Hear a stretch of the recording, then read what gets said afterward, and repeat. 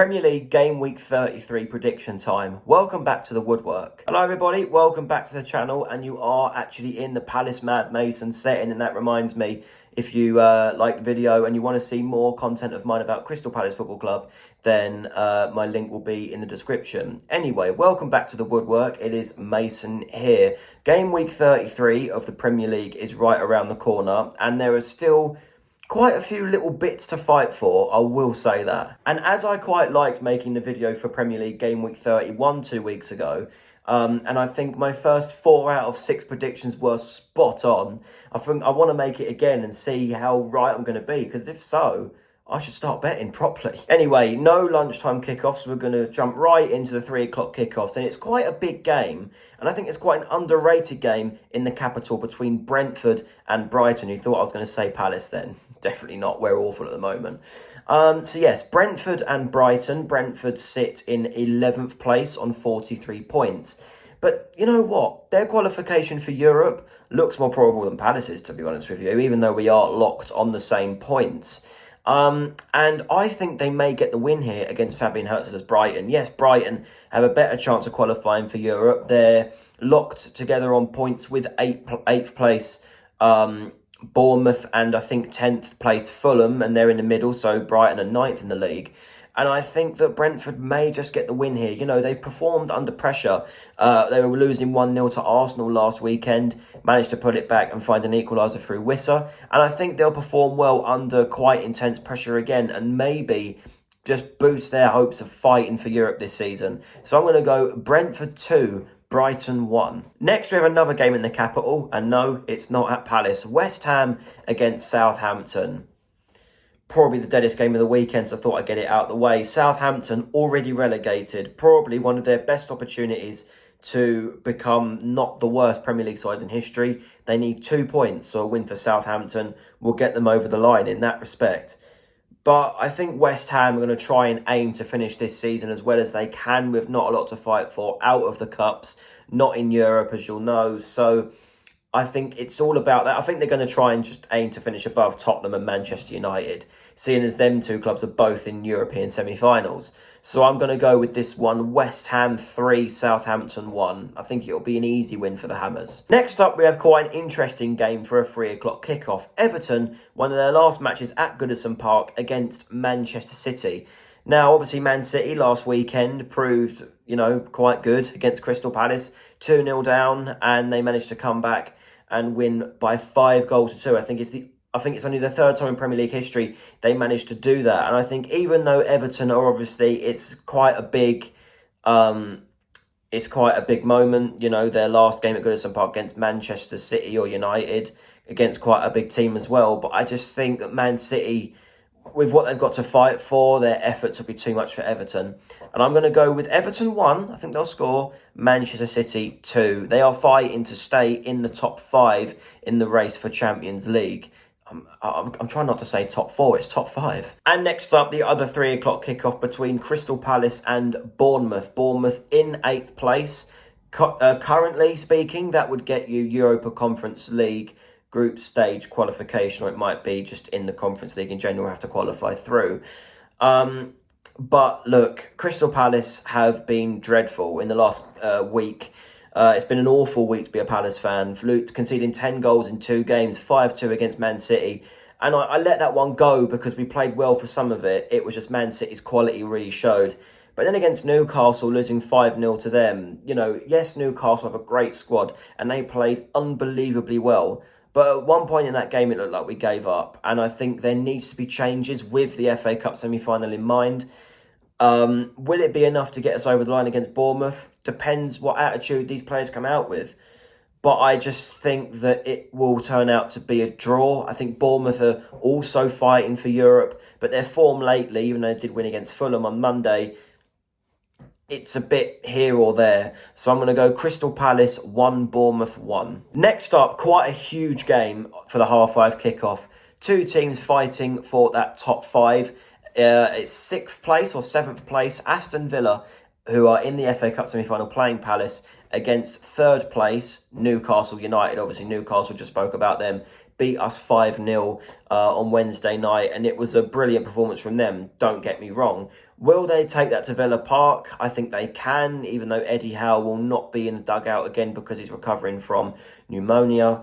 But I think they are, more than capable of getting a win without Eddie Howe there. It's just how well Villa can play at Villa Park. But I think they may stoop a bit low now because of their Champions League exit. I'd be gutted. I think they'll be gutted.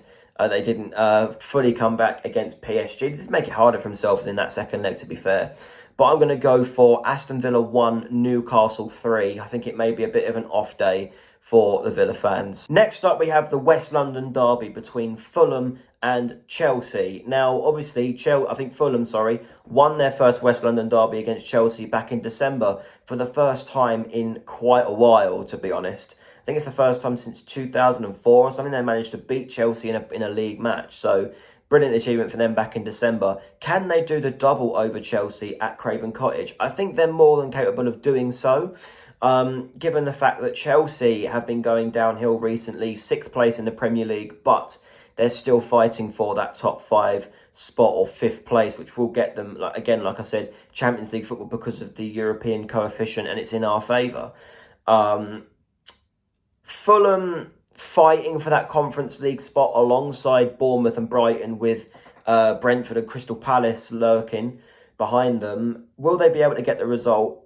I think they can, and I think they will be the side that will break away from Brighton and Bournemouth for this weekend, and they'll go up to 8th place. I'm going to say Fulham 1, Chelsea 0. I think Chelsea, it looked awful against Legia Warsaw in the second leg of their Conference League match. Yes, they did manage to get through on aggregate, but still, it was awful, and I think the run will continue under Enzo Maresca. Next up, the live game, 2 o'clock, Ipswich Town against Arsenal.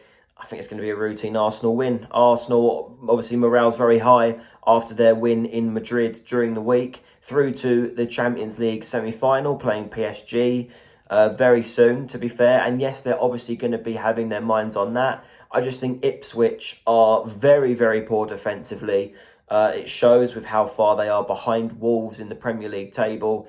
It might be West Ham now. I'm not even sure. I don't even look at the relegation fight anymore because, there's so many points, between Ipswich and whoever 17th. I just think Ipswich, they may get one. I'm going to say 4-1 to Arsenal. I think Arsenal will just thump them. I'm not going to lie. Next up, we have the other 2 o'clock kickoff on Sunday. This one between Manchester United and Wolves. Now, in terms of the actual Premier League table, this is not a very big game. Manchester United, after 33 games, have the opportunity to get up to 40 points. That's weird, even saying that. Wolves, they don't have to really pull away from Ipswich. I suppose there's an opportunity to do that even more again, if that's a factor. But I just think with Manchester United, the morale will be so high, much needed boost when they came back from 2 goals down to beat Lyon with about 10 or so minutes left in the Europa League quarterfinal to get through and play Athletic Bilbao in the semi-final. And that was a brilliant achievement for Manchester United, especially in the rotten season that they've had.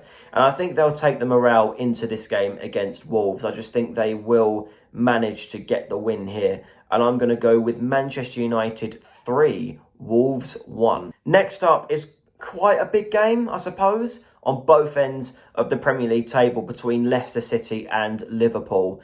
Don't know why this always makes Sky Sports coverage, but obviously when Liverpool are so close to the title and Leicester are so close to relegation, I think that obviously it needs to be kind of shown. I just looked at the Premier League table and I'm pretty sure that if West Ham get the win against Southampton on Saturday, then Leicester will be relegated to the Championship back-to-back. Becoming a bit of a yo-yo club for a team that won the Premier League only 9 years ago. So obviously a lot's gone down at Leicester City. And, they did get the 2-2 draw against Brighton a week ago. And obviously that broke their goal-scoring incapabilities. But I just think against Liverpool, they're a different breed. And Liverpool are 2 games away from the title. If Ipswich somehow beat Arsenal and Liverpool beat Leicester, Liverpool have won the Premier League. And that's where we stand at the moment.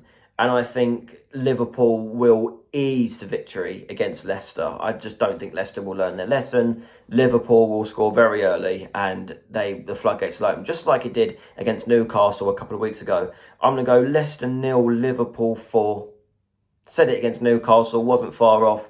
I think it's going to happen this time. And finally, we have the game I'm working at between Tottenham and Nottingham Forest. Now, Tottenham, it's a bit crazy when you think about Tottenham right now, because Tottenham have had a rotten Premier League season, conceded 4 at Wolves in their last Premier League game. But Ange Postecoglou has won back a little bit of loyalty after his 1-0 win at Frankfurt in the Europa League, which means they're through to the semi-final and quite massive favourites against Norwegian side Bodo Glimt. And I think that Tottenham will take this and possibly cause a little bit of an upset. Nottingham Forest knocked off of third place for the first time in quite a few Premier League game weeks. They're now 4th in the league, and you never know, Newcastle could have pulled away even more.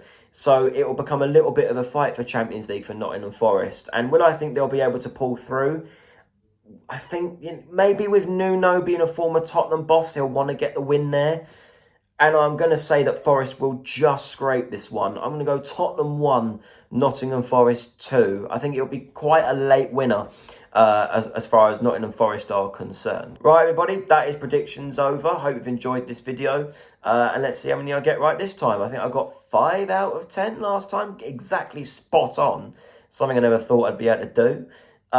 But anyway, like, share and subscribe to The Woodwork. And again, if you want to have a look at any of my content to do with Palace, my Crystal Palace against Bournemouth vlog will be out tomorrow. So if you want to have a look at that and check that out, then the link will be in the description for that one. All right, guys, thank you so much for watching, and I will see you guys next time.